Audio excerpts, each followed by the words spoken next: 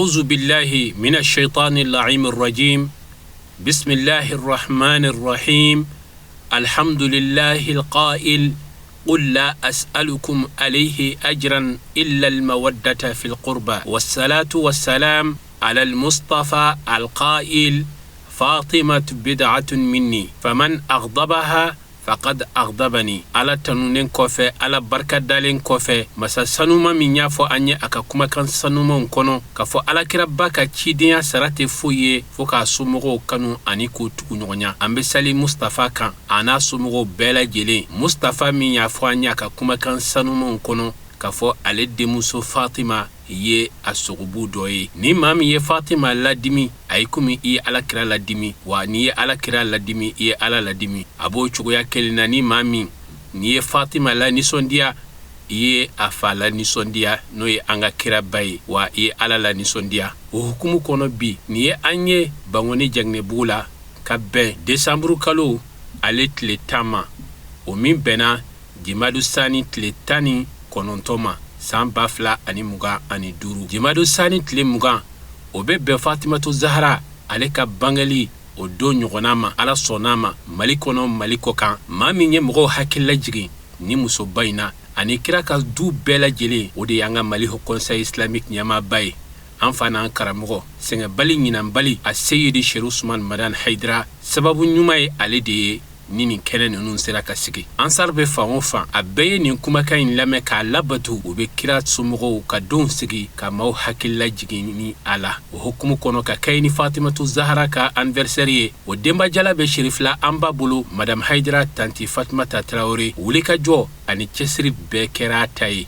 yatimadenw falaw ka taa se muso filiyatɔw ma ale sababu la maa wɛrɛw minnu ye ɲumanw ta k'a ɲɛsin mɔgɔw ma ko Fatimatu Zahra ka bangira ala sɔnnama nin kɛnɛ k'a labɛn k'a ɲɛ tan Jamiyatul Ansardine International fadi olu ka wulikajɔ an'u ka cɛsiri don sango sani baara in dafɛ a kɛnɛ kan an ka karamɔgɔbaw Wudul Islam a cɛbaw olu ye baara kunfɔlɔw kɛ ka bɔ ka Fatima ɲɛfɔ mɔgɔw ye k'a ka fasamantiyaw fɔ ni ala sɔnnama sigida wɛrɛ aw bɛna o laseli ninnu ye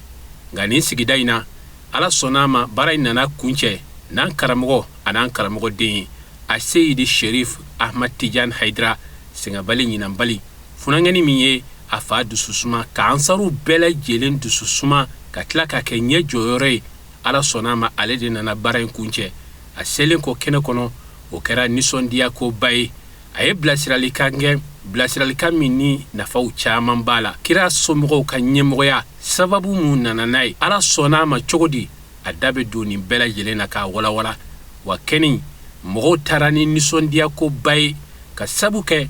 bɛɛ lajɛlen b'a dɔn ansaru bi fɛn min b'u la o de ye bani ɲɛnɛfin ye a kɛnɛ kuncɛtɔ la an fa n'an karamɔgɔ Seyidi Sheikh Ousmane Madani Haidara a ye dakuruɲɛ fila duwawu kɛ a bɛ kuncɛ ni o ye o la kɛnɛ in kan a Seyidi Sherif Ahmad Tidiane Haidara ye laseli min kɛ an ka jɛ k'a ɲɛmada o fɛ wa barakatuhu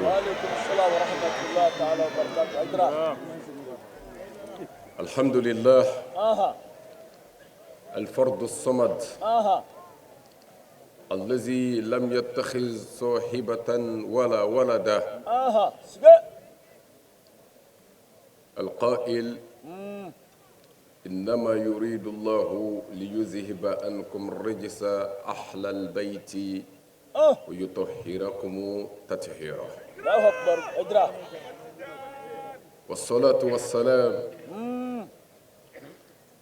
على أشرف المرسلين سيدي أبا القاسم يا رسول الله الله أكبر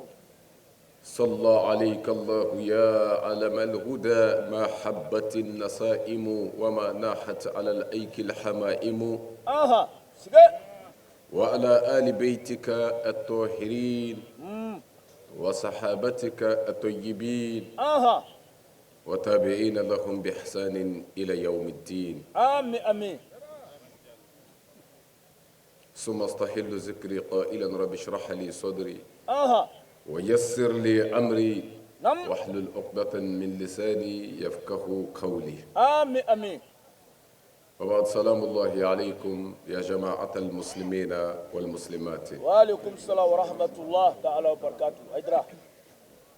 ka setigi ala fo o kaka ka ala barkada tiɲɛ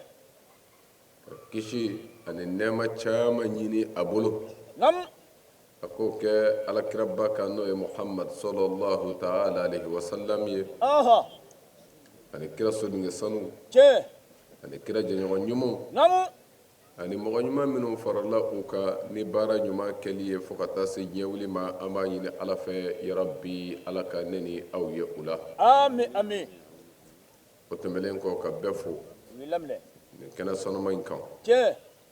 ni silamɛya ka folikan ye n'o de ye ala ka kisi kɛ ne ni aw bɛɛ lajɛlen kan ami ami ala k'an na hamu dilan ami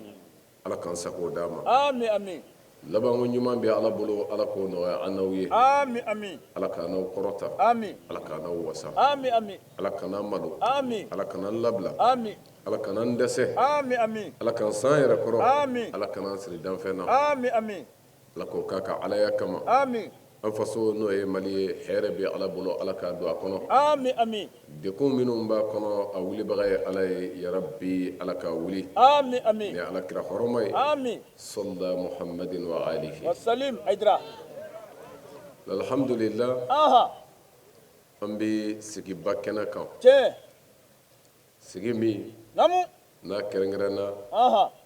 ala kira ka du kama allahu akbar du min namu ni ala y'a yira ala kira mantonw la du min namu ni ala kira yɛrɛ a yira namu a mantonw na allahu akbar du min fana yirala du in jɔyɔrɔ ka sabati kira silamɛya ka jɔyɔrɔ n'a ka jigiya bɛɛ la tiɲɛ maa wɛrɛ tɛ se ka min bɔ ɲɔgɔnko kɛ ayi allahu akbar a ka kan tiɲɛ silamɛw ye allahu akbar ala kira mantonw ye namu ka nin du in dɔn ka du in a denw dɔn tiɲɛ o diyagoya ye allahu akbar kuranɛ k'u ka hakɛ la namu ala kira kan muhamadu a f'i ka mantonw ye n ye kira o kira ci ma sara ɲini ayi a si fɛ namu u ka kiraya laseli la namu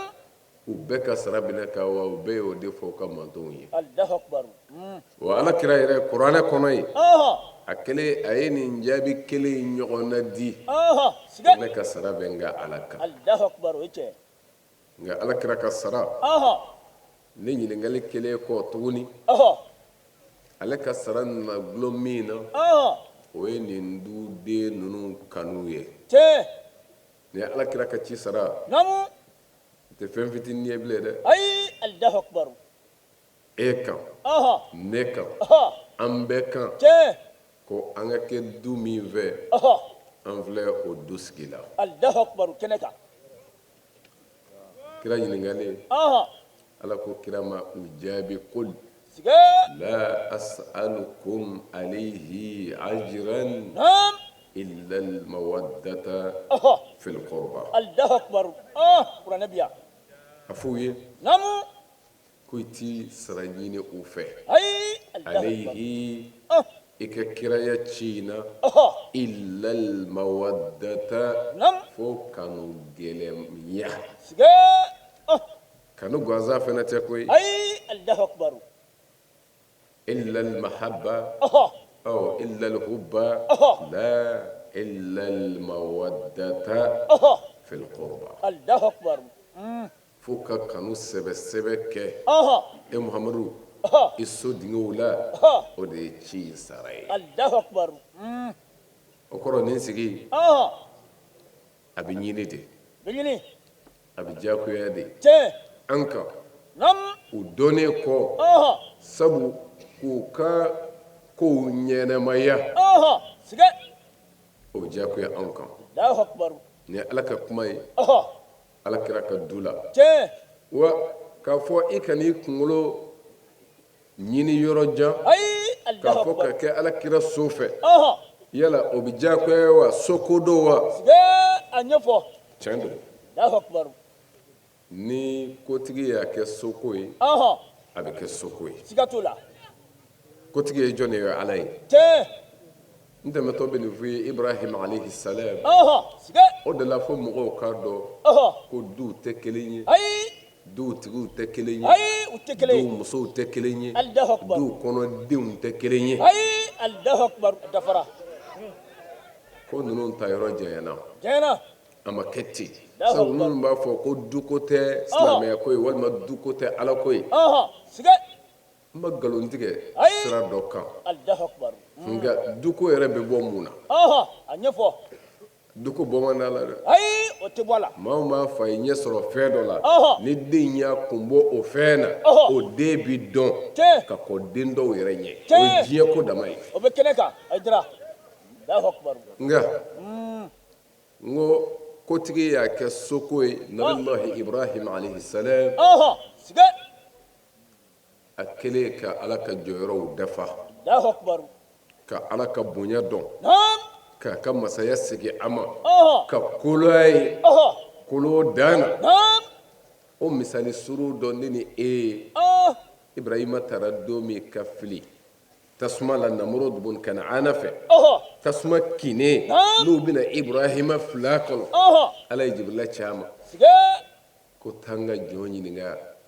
k'a bɛ fɛ ko in ka kɛ di Allahu akbar ibrahim alayhisalam Allahu akbar ani juguw de bɛ ɲɔgɔn na tiɲɛ fila fara ala kanaw Allahu akbar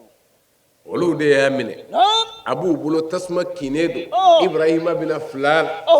sige kotigi ye jibrila bila ka na Allahu akbar ne ni e don a si tɛ si nin na ayi a tɛ si o don nka ibrahima ko cogo di a ko jibrila a fɔ n ka ala ye ko a bɛ bɛn ala ma cogo o cogo k'a ka jɔn jɛn bɛn n'a ye ten sige a dira Allahu akbar ni n ka fili tasuma la a ka n jeni ka n ban n'o de bɛ bɛn ala sago ma ko a ka jɔn jɛn bɛn n'o ye o bɛ bɛn a ni ma sige Allahu akbar mɔgɔw tɛ kelen ye dɛ ayi u ka jan ɲɔgɔn na ne de la ala y'a kɛ misali ye tiɲɛ a dira ala ko e sɔnna ne ta bɛɛ ma Allahu ne akbar ala yɛrɛ bɛ sɔn e ibrahima ta ma Allahu akbar yɔrɔ de la fililen tasuma la tasuma ka jeni ala de y'a don a la sige nka nin tasuma in n'a ka bonya ala ye jeni bɔ a la sige Allahu akbar a ko ya naru kuni naam bardan wa salaman ala ibrahima sige Allahu akbar a ko tasuma ma kɛ jeni ne ala y'o de don i la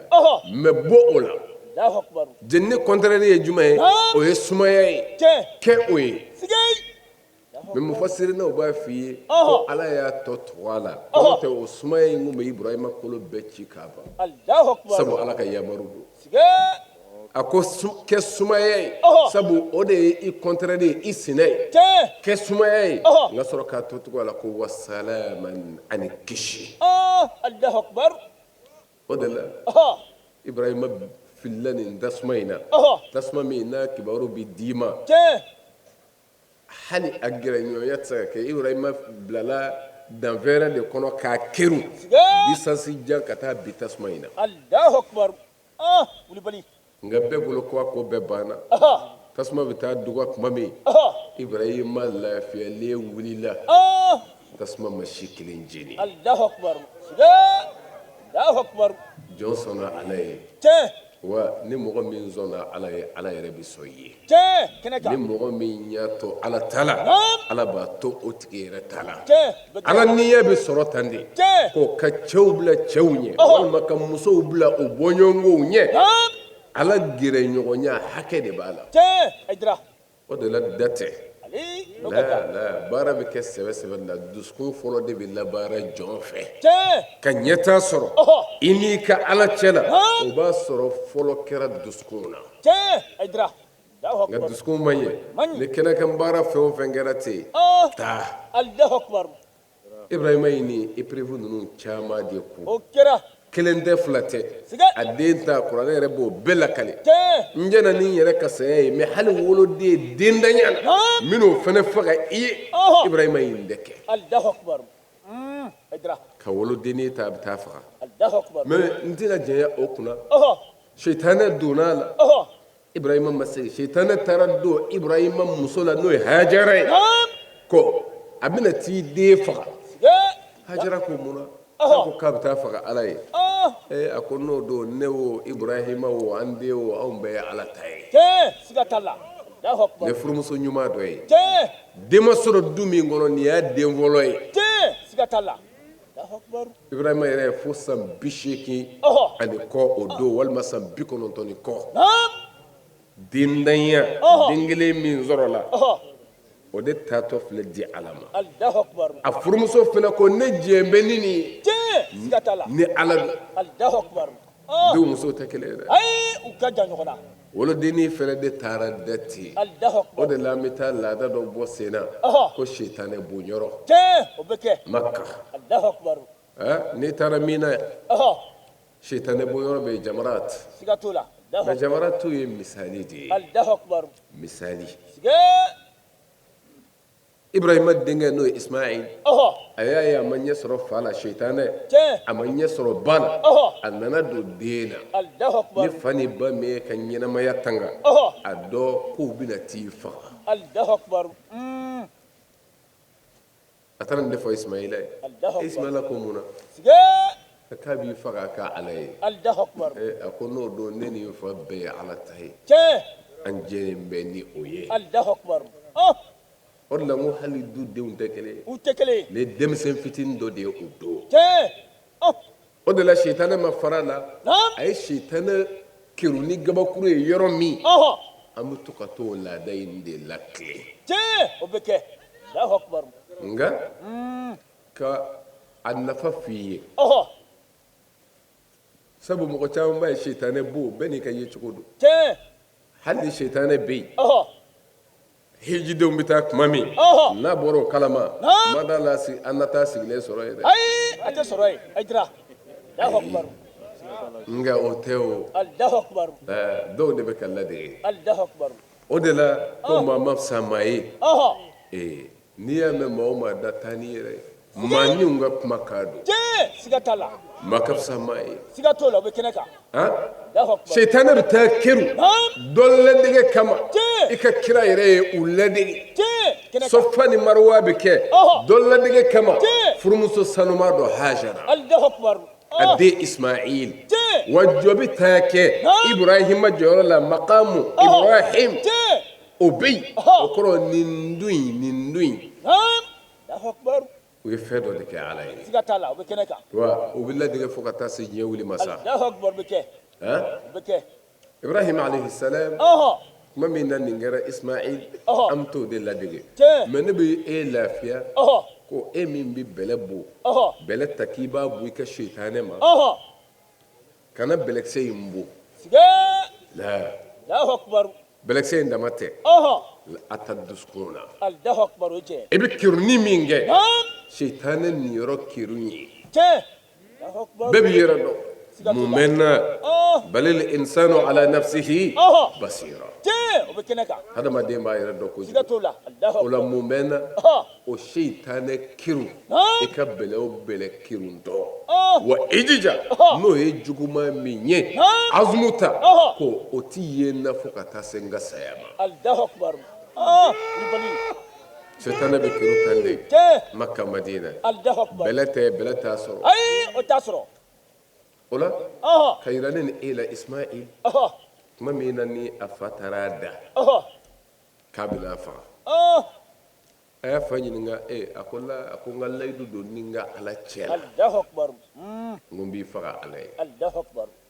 Ibrahim denkɛ ko a ma Ismail o don la a ko n fa a ko n tɛgɛ fila siri Allahu akbar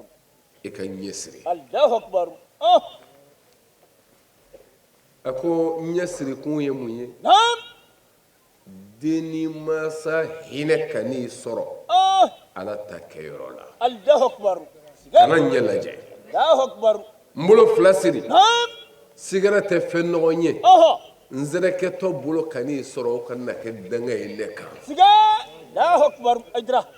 o de la kuranɛ kɔnɔ a ko if'al bima tu'mar satajidni insha Allah min as-sabirin Allahu akbar a ko a fa ma if'al fɛnkɛ bima tu'mar i ka Ala y'i yamaru min na insha Allah ni Ala sɔnna ibina ne sɔrɔ satajidni insha Allah mina sabirin ibina i den sɔrɔ min yɛrɛ kololen don ka sabali saya in ka sabu Ala ta don. Allahu akbar. Aydra. Ibrahima sɔnna, den sɔnna, muso sɔnna. Ala ko ne yɛrɛ m'o to yen. Allahu akbar. Ma sɔn den in ka faga bilen. N y'a kuma bɔ ni sagajigi ye Jibrila nana min di ka bila den place la. Allahu akbar. O de la nin bɛɛ kun ye mun ye ko du in sɔnna Ibrahim a n'a ka denbaya. Ala ko cogo di Ibrahima ma ko inni ja'iluka linnasi imama. Ibrahima ne Ala ye da minnu yira i ma da ninnu sago. Allahu akbar. Ma sago. Ne Ala y'i bila a la cogo min i y'a kɛ ten bi ne Ala yɛrɛ jɛnna n'a ye k'i kɛ ɲɛmaa ye n ka danfɛnw ɲɛfɛ. Siga t'a la. Allahu akbar. Belebele. Mɔgɔw ɲɛmaa Ala ye a bonya di Ibrahima ma. O de la gansan tɛ ko ninnu ye. Ni ye fɛn o fɛn ye tɛ maa kɛ dɛ. La ni du dɔ bilala du dɔ ɲɛ a kan'i tɔɔrɔ ko yala du ka kɛta ye kelen ye wa. U tɛ kelen ye. Aydra. O man ka maa tɔɔrɔ o de la Ala ko Ibrahima n'i bila ɲɛfɛ. Ibrahima ko cogo di Ala i ye n bonya nka Ala kana ɲɛfɛla in da ne kelen ma dɛ. Wa min zurriyati Ala n zo n bɔnnaw olu kɛ jɔnw ɲɛmaa ye i ka Ala ko sira kan. Ala ko n sɔnna walakin la yanalu ahdi az-zalimin. Fo n'i bɔnna minnu y'i janfa k'i ka sira bila n'o tɛ n bɛ e somaw kɛ Ala komaw ɲɛmaa ye. Ni Ala sɔnna jɔnni ye a kɛ duko ye Ala tɛ. Duko don dɛ. N'Ala ye du min bila ɲɛfɛ o bɛ ɲɛfɛ nka du tɛ taa ɲɛfɛ ten de ko baara. O duden depuis nin dɔw jaabira Ibrahima bolo nabi ɲuman kira o ma bɔ du si kɔnɔ ni Ibrahima ka du tɛ. K'a daminɛ Ishaq bolo la ka tila ka a daminɛ Ismail bolo la nabi ɲuman bɛɛ bɔra yen. Ismail ale de kɛra an ka kira Muhammad al-Mustafa a bɔkolo kɛra Ismaila ka sira ye. O du in jɔn de y'a barika Ala de ye du in bonya wa du in yɛrɛ sɔnna Ala ye k'a to Ala ta la. O de filɛ nin ye ni Ala ye o du in bonya ka tila ka kira ka ci sara ko o gulo o dudenw ngano nin na. Wa kan'i tɔɔrɔ bilen koyi n ko Ala de y'u bila ɲɛfɛ u kanu gansan tɛ. N ye misali d'i ma depuis a daminɛ de la mais k'a yira ko ninnu bɛ an ɲɛ kuranɛ y'o tɔ de fara a kan k'a fɔ du in u kanu gansan tɛ koyi du ninnu ye rumuzuw de ye. O de la ka dɔn ko e ni ne ani olu danfara bɛ yen. Ala ko a ka kira ma innama yuridu Allahu liyuzhiba ankum ar-rijsa ahlal bayti wa yutahhirakum tathira. A ko ne Ala yɛrɛ ka laɲini ye n bɛ min fɛ o de ye ka nɔgɔ yɔrɔma janya ka bɔ kira ka du la. Ka nɔgɔ yɔrɔma janya ka bɔ Ala kira ka so la. Wa yutahhirakum Muhammad o kɔ ka aw sanuya tathira sanuya kɔdana. O de la ni dɔw b'a tafsiri kɛ u bɛ bɛɛ don a la. Kira ka du ninnu b'a la kɛlɛ t'a la n'i ye bɛɛ don a la an filɛ minnu ka sigi la olu bɛ bɔ a la wa ayi nka ni bɛɛ bɔra a la olu bɛ to a la. Wulibali dɔ dɛ nga bere tala ay betala sabu ni bedwala qur'ana ay ina fiye doyala oye jume ko ne ala bin nogo yoro maje kabo aw kira sodungewla amada amada wayito hirakunu ka aw saniya jume tatihiran الله أكبر nogo temina الله أكبر ma min saka lago shaka kele do kama lebutiye mamina sanu yali yerena ala yo garanti mamiye ibnu ka filibanci yayi ibnu la nunu ye misali de ye u ka ɲɛnamaya bɛɛ la ka taa se u ka saya ma wa bi u y'a bɛɛ kɛ adamadenw lakalan de la siga t'a la Aidara u ka gɛlɛya ko waati Allahu u Akbar kɛra ka ne ni e kalan kɛra n'u ye hɛrɛ sɔrɔ u ka hɛrɛ taacogo o bɛ kɛ ka ne ni e kalan Allahu Akbar kɛnɛ kan Allahu Akbar minnu b'a bɔ k'a di u mago tɛ a dibagaw ka foli kan na Allahu Akbar Allahu Akbar la n y'a d'i ma sini b'a ɲɔgɔn sara n ye walima i bɛna n ko la du min t'i miiri o la o ay Allahu Akbar o cɛ Aidara Fatimata Zahra Allahu Akbar belebele an b'ale ka sigi la Allahu Akbar o don ala ye muso min bonya Allahu Akbar n'a fana ka kɛta ye o de la n ko ko ninnu ti kɛ gansan o tɛ kɛ siga mɔgɔ dɔw ka ye cogo ye ko ala bɛ sugantili kɛ a ka d'a ye cogo min a bɛ maa min ta ko e ye kira ye n'i ci n ka jɔnw ma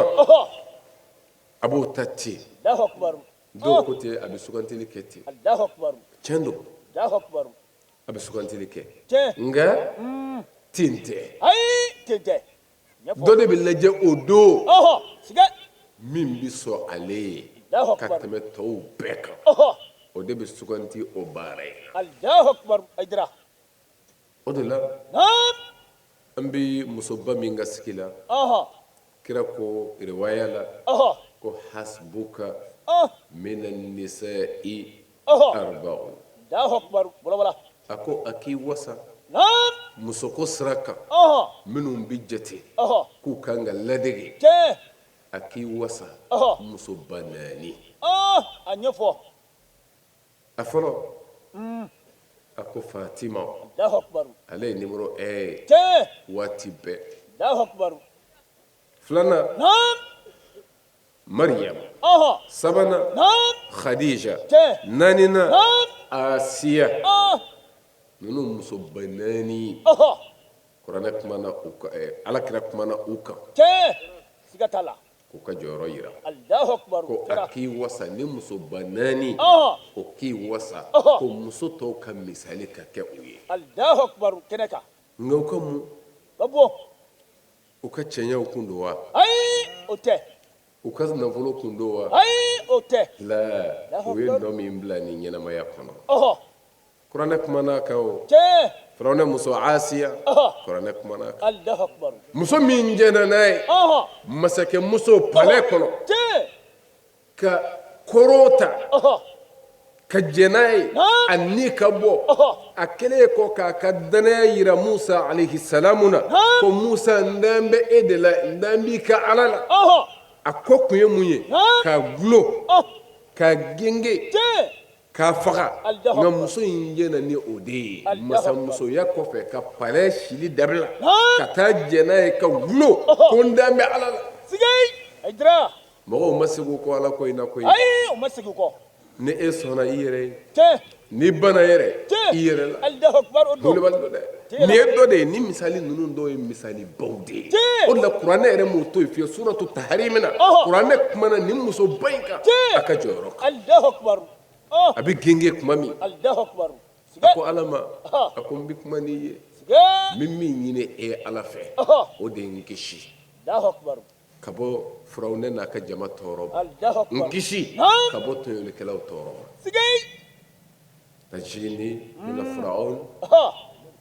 wa amalu wa najini min qawmi zalimin Allahu Akbar furata mais o kisi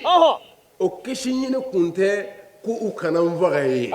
o kisi ɲini kun ye mun ye ko n kana se ka bɔ n ka limaniya kan Allahu Akbar nka ni saya dɔw ka nɔgɔ kojugu Allahu Akbar muso in sara tan de Allahu o akbar. la riwaya b'a f'i ye Ɔhɔ. a sara firawuna tun bɛ mɔgɔw genge Ɔhɔ. sen kelen bi tigɛ n'a ye min ginize tigɛ a b'o numanbolo tigɛ Ɔhɔ. firawuna tun bɛ mɔgɔw faga nin faga cogo ninnu de la Allahu akbar. Oh. mɛ muso in bɛ nin bɛɛ la Ɔhɔ. nin fagali la ani yɛlɛ Naam. ani yɛlɛ de sara Allahu akbar. o ye mɔgɔw dabali ba kojugu Allahu akbar. Oh. nka la ala ma tila fiyewu Ɔhɔ. sabu a ko ten de a ko ma Ɔhɔ. ibni li beitan Ɔhɔ. fil janna Allahu akbar. a ko n bɛ fɛ i ka soden jɔ ne ye alijinɛ kɔnɔ palɛ tɛ bilen n jɛra o kɔ Sigay. nka ala Ɔhɔ. so jɔ n ye alijinɛ kɔnɔ i ka n kisi firawuna n'a ka baara tɔɔrɔ ma Allahu ani tawalekɛ jama Allahu akbar. a ma sa fiyewu Naam. fo ala ye a ka so yira a la Sigay. a bɛ don min kɔnɔ alijinɛ kɔnɔ Allahu akbar. Oh. Wulibali. o de la Allahu akbar. n y'a fɔ ni jɔn sɔnna ala ye Ɔhɔ. ala bɛ sɔn i O ye bɛ kɛ. O bɛ kɛnɛ kan. ne muso ba ye Ɔhɔ. asiya mariyam n'o ye isa ba ye Ɔhɔ. kuranɛ bɛ tila nin tɔgɔ la Ɔhɔ. a bɛ mariyam de tugu a la Sigay. Oh. مريم ومريم ابنة عمران الله أكبر. التي أحصنت فرجها Allahu akbar. مريم Allahu akbar. على يا بنيا Tiɲɛ. أكير دي على مكما Tiɲɛ. كسغندي أها. نكرا إيسا باي نعم. فاتمين في Sigay. Ay dira. ala ti ko kɛ gansan dɛ Ayi. mariyama yɛrɛ mana gansan A ma kɛ. la imran Naam. u ye dala fa ye de kɛ Ɔhɔ. k'a ɲini ala fɛ Naam. ko ala dendi yan b'a d'i ma Tiɲɛ. Kɛnɛ kan. mariyamu nanu nana ten de Allahu akbar. den nana muso don Ɔhɔ. a ko ala Oh. muso t'i n'a fɔ cɛ Oh. ne tun bɛ ka min ɲini fɛ n b'a d'i ma Ɔhɔ. a ka se ka jɔ Naam. e tɔgɔ la Ɔhɔ. anw b'a ye o ye cɛw de ka jɔyɔrɔ ye Tiɲɛ. Siga nka t'o ala la. nin kɛra muso ye Ɔhɔ. ala ko ne b'a kɛ cogo min a ka di n ye ten de. Oh. Allahu akbar. o de la k'a fɔ n ye muso ye Ɔhɔ. la Sigay. i b'a dɔn yan de ko ala mago tɛ muso ko walima cɛ ko la Ay. la jɔn de don Ɔhɔ. jɔn min bɛ ala ɲini Ɔhɔ. ala b'a ka ko bila ye ten Allahu akbar. Kɛnɛ kan. Ay dira. Allahu akbar. nin nusuru kelen ala sɔnna Tiɲɛ. ala sɔnna Allahu a akbar. minɛna Ɔhɔ. mariyama Ɔhɔ. a kɛra misali ye Allahu akbar. Wa Kɛnɛ. ala y'a sugandi ni kira bangeli ye Naam. faama kɛ min fɛ ka kɛ a ye Naam. lil alamin Sigay. Allahu akbar. o la fatima Ɔhɔ. ale ba de y'a sabanan ye n'o ye seyida khadija Tiɲɛ. ale fana kɛra a ka histoire dɔnnen don Ɔhɔ. o de la ko nin ka bɔ silamɛya kɔnɔ Tiɲɛ. bonya in ji de tɛ gansan ye Ayi. a sigin bɛ fɛn dɔ la Allahu bonya jala tɛ ten Ay. O tɛ. Ay dira. kɛw de y'a kɛ Allahu akbar. Siga t'o la. seyida khadija Ɔhɔ. ale tugura kira la ko a cilen a fɔlɔ tugura la tɛ dɛ bali ale tugura kira la ka ko a ka ci ɲɛ Allahu akbar. O ci tɛ. tamasiyɛnw dafalen Ɔhɔ. kira la Ɔhɔ. a ko ci bɛ ne sɔrɔ nin fɛ yen min yɛrɛ bɛɛ d'a ma Sigay. Allahu akbar. a n'a ka se n'a ka nafolo Ɔhɔ. a ka ca la musow bɛ yɔrɔ jumɛn ɲini Ɔhɔ. se bɛ cɛ min ye musow b'o o duw de ɲini Tiɲɛ. n ka taa fura ma faama dɔ wa Ɔhɔ. nafolotigi dɔ wa Naam. nka seyida khadija n'a ka nafolo ye fantan du de ɲini Tiɲɛ. Siga t'a la. Ay dira. o de la Ɔhɔ. du ɲini Naam. o de ka fisa sɔrɔ ye sɔrɔ bi ban Tiɲɛ. O bɛ kɛ. Ah. nka ni du sɔrɔla a fɛ a b'a denw bila du kɔnɔ Tiɲɛ. mɔgɔw kan ka nin de lajɛ mansaw kan ka min lajɛ o ye Naam. nin de ye O don. Ay o dira. de la furuba kɛmɛ bɛ yen bi Ɔhɔ. a bi don a ti bɔ karila ka ntɛnɛn sɔrɔ Ayi. suganti cogoya don Allahu akbar. O tɛ. bilahi n'a mansaw y'a suganti kɛ ni sɛbɛn la sɔrɔ bi jɔn de bolo Waati. a tigi bi cogo di o si ti ɲɛɲini bilen Ɔhɔ. o de ye balawu ye Allahu akbar. O tɛ. o de la ka yira ne na aw la Ɔhɔ. kira yɛrɛ ka nin furu in bɛ kɛ don min Ɔhɔ. kira binna kɛ Ɔhɔ. a kumana a kan Sigay. Wala wala. a ko yabni haza Allahu akbar. الذي لا يوزن Ɔhɔ. به فتى من القريش Sigay. برا وفضلا ومجدا Ɔhɔ. أكون ne den ye Ɔhɔ. funankɛ kureshi sini min tɛ se ka bila balansi la k'i b'a peze Ay. Allahu akbar. fusamandiya la Ɔhɔ. maa ɲumanya la Naam. maa sɛbɛya la Ɔhɔ. tilennenya la laadiriya la Ɔhɔ. ko o a bɔɲɔgɔnko tɛ Ay. O tɛ. Allahu akbar. kira manko tora tan de muhamadu mustafa Allahu akbar. a ko a ka kɔɲɔ bɛna kɛ setigi muso a bɛna do o de ma Ɔhɔ. nka fɛn t'a bolo Ɔhɔ. o de la Ɔhɔ. a ko min bɛ alakira bolo ko o bɛ alakira bɔ Tiɲɛ. ko sabu ko almal zillun za'il ko nafolo ye suma min bɛ taa aydara ni yiri suma bɛ yen waati ko dɔ la i b'i sigi yiri suma na ka sangade kɔnɔ o bɛ kɛ ni waati kɛra dɔrɔn a bɛ falen siga t'o la zillun za'il nafolo suma bɛ taa tiɲɛ don mais min suma bɛ to o ye jɔ yɛrɛ ye Allahu akbar o cɛ an filɛ minnu ka sigi la bi ninnu ka misali ma kɛ diɲɛ sɔrɔli ye nafolo tɛ o ma kɛ la nka u ye nɔ minnu bila dugukolo sanfɛ o nɔ in bɛ to fo ka taa se diɲɛ wuli ma siga t'o la an b'a kɛnɛ kan Fatima Zahra n b'a dɔn karamɔgɔw y'a ka fadailu a ka fusamantiyaw a ka jɔyɔrɔw o caman lasera o lasera siga nka k'i wasa ko nin musoba in ko a nana diɲɛ lakala Alakira ko nin de ka hakɛ la ko Fatima ye ne sogobu ye fɛn bɛɛ bɛ ne Muhamadu tɔɔrɔ min bɛ Fatima tɔɔrɔ Allahu akbar wa Fatima ti fɛn o fɛn fɛ ye ne Muhamadu t'o fɛ Allahu akbar man aghdabaha faqad aghdabani Allahu akbar ni maa min ye Fatima tɔɔrɔ o tigi ye ne Muhamadu de tɔɔrɔ Allahu akbar an b'o ka sigi la bi kɛnɛ ba kan a kɔrɔ si tɛ tɛmɛ nin kan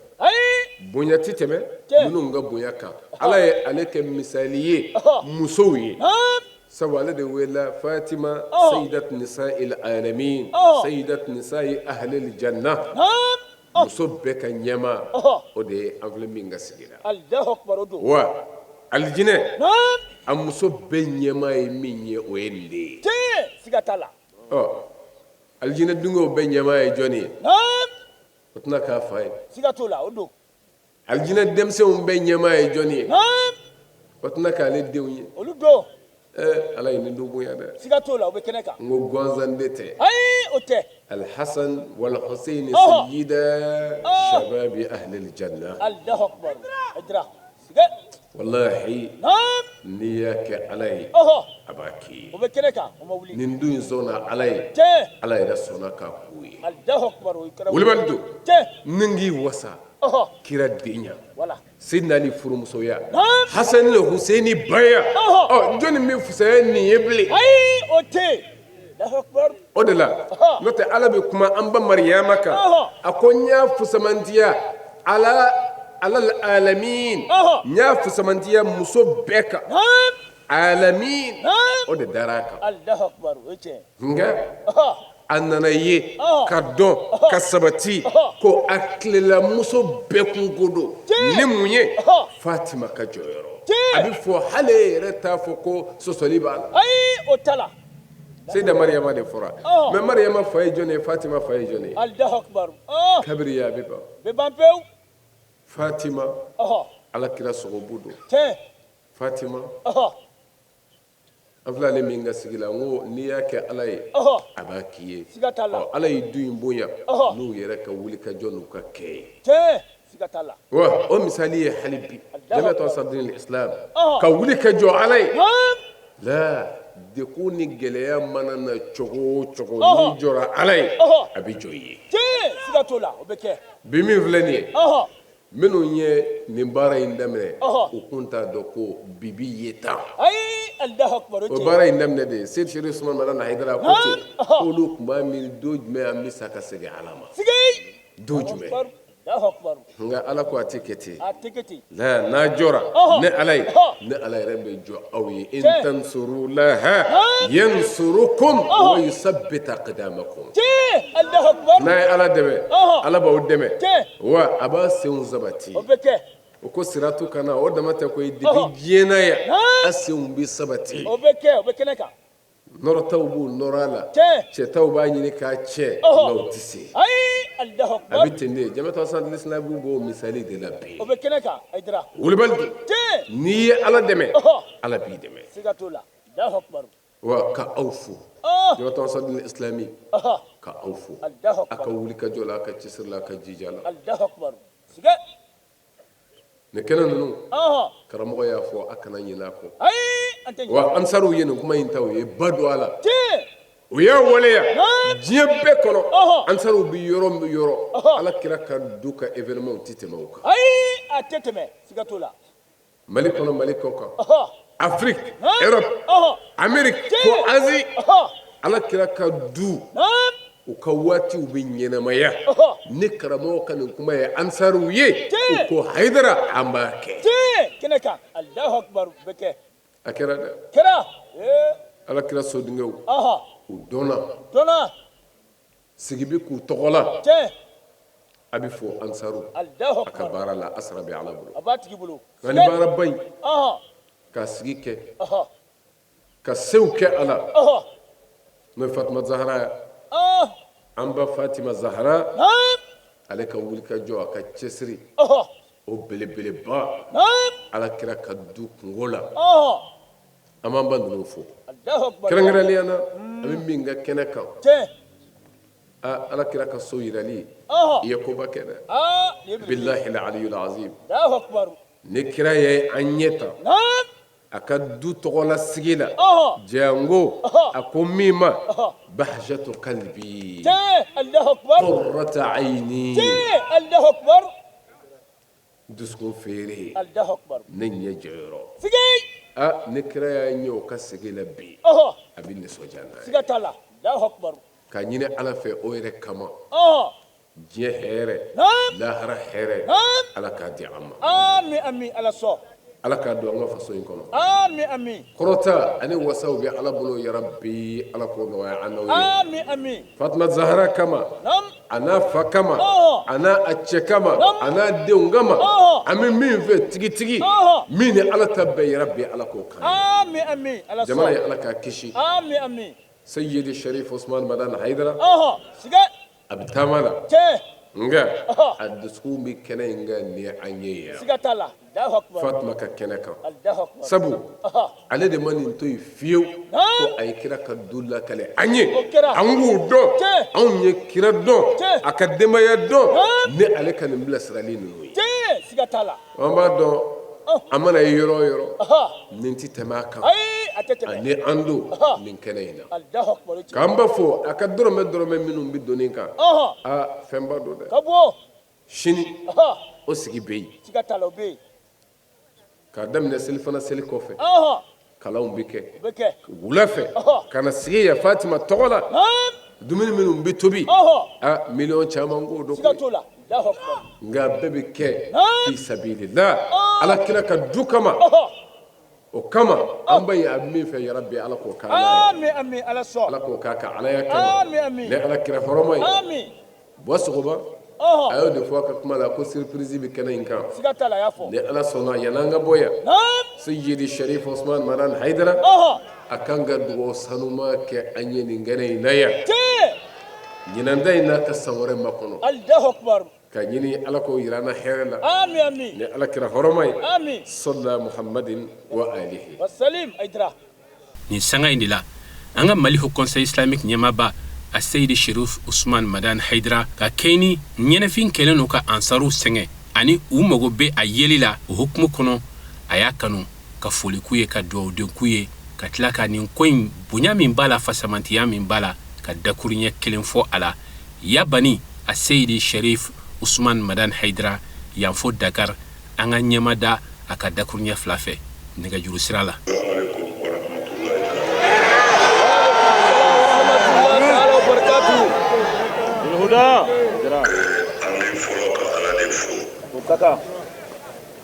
ala barka da ka ala wale mando sigatola aitra soli ala kira baka Muhammad sallallahu alaihi wasallam soli asutu wasallam ka ana ka sabani ami mi fo ni kene ye ani ni suina namu be ka do ke awiye o yene awse insha Allah ala kira sallallahu alaihi wasallam segana dimula ala ya Allah jarabi Allahu akbar a qur'ana yi me mi neni awga ka mi ke bi odi nam ala yi mi ke ama wajibi wa shikana amiri biga ka ko nyuma do de ke yirema nam no ilga ka ala ka farida seli farda chumina so ye farda chumina hiji farda chumina able mina upray farda wo chukilina Allahu Akbar Aidra ala de ako qur'an ko nam ako ma fo aka prometinga krama ay kana bi ka de kira sala ayam bona ko Allahu Akbar ye qur'an ayaye sigatalla ala kira fana ko sallallahu alaihi wasallam nam ma minu nye anga here ku ka here ala here ku yi amin ku ka toro ay ala toro joli ka ku amin akira bi fatu tu mina ay defo a muslim ma o mi ga tiba ya kalfa awma Allahu Akbar o ni tiba ya kalfa amake amnyena ay la ala globala ala nyebala amga kanse ko kala te au be aka bara bla sisa au be aka bara bla kana ni kenenka robati de au shima Allahu Akbar ana au sigi nenena ala tola ala kira bona tola nam ne akila o joro ko do ya ala bulu la hara au bulu te mana aba jantu ni de la Allah ami ko ya ko Allahu Akbar ambe be ko ya wati ko de no Allahu Akbar o she tanati mo shino bebe anyi mala mino be ala nofe Allahu Akbar ate she tanet la la ka ba ala prim Allahu Akbar o mana mi fe ka mi ko awi fe ka do ke awi inshallah aka do ke anyere ni ala sola na me atna na me ble nam mla ni wes mali ko no inshallah Allahu Akbar Aidra Allahu Akbar bani anyi ala fe ala ka here ka awi amin shi kene ala ba mo juma ala ko di anaw amin ala kana malo ala kana amin ala so ala ka do ani ala ka masa ko amin an faso min ye mali ye an b'a ɲini ala fɛ jamana ye ala k'a kɔlɔsi amin jamana ye kira bɔnnaw kama an ye jamana in kalifa ala ma ala ka jamana in kɔlɔsi amin ala so ala ka jamana in den ɲuman bɛɛ kɔlɔsi amin ala so ala k'o kɛ ala kira bonya kama amin komi nin baara in ye fatima yɛrɛ tɔgɔma ta ye a cɛsirila nin na a y'a ka warini bɛɛ don a la an b'a ɲini ala k'a tara a yɛrɛ la amin Aidra o fana bɛ baara minnu k'a la ala ka bɛɛ sara i t'a la amin ala ka aw ɲuman segin ka taa amin ala ka san caman yira an na amin soli ala rasul wa salim Aidra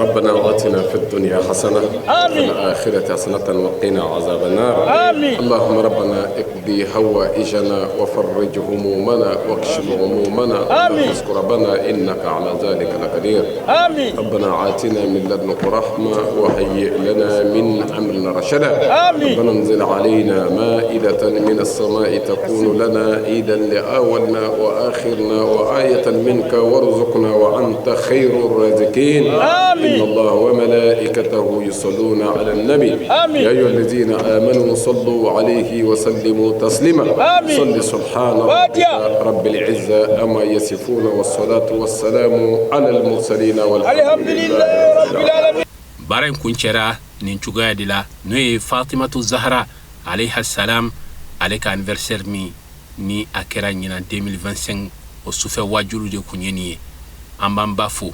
tanti Fatimata Traoré k'an ba bɛɛ lajɛlen fo ka wulikajɔ n'u ka cɛsiri la ni nin waati ninnu sera u bɛ wulikajɔ minnu kɛ kira somɔgɔw ka ko la an b'a ɲini ala fɛ ya rabbi tanti ye wulikajɔ fɛn o fɛn de kɛ k'a daminɛ Bamakɔ fo ka taa se Bamakɔ n'a lamini ma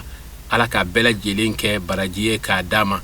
miliyari caman bɛ ala bolo ala k'a d'a ma sabula n'ale y'a sɔrɔ falaw b'a sɔrɔ yatimaw b'a sɔrɔ o n'a ɲɔgɔnna caman fan bɛɛ lajɛlen fɛ ni musoba in a bɛ ɲumanya kɛ k'a ɲɛsin ka ko in dɔn k'a nafa dɔn k'a fasamantiya dɔn o sɔrɔla an fa fɛ sɛgɛnbali ɲinanbali san 40 kɔ wulikajɔ n'a cɛsiri ala sɔnna k'a minɛ k'a yira la ka tila k'a wasa n'a ye a seyidi sherif usman madan haidara ala ka si ni kɛnɛya di a ma ka Allah subhanahu wa ta'ala deli ala k'a ɲɛmɛ a la k'an karamɔgɔ yɛrɛ fo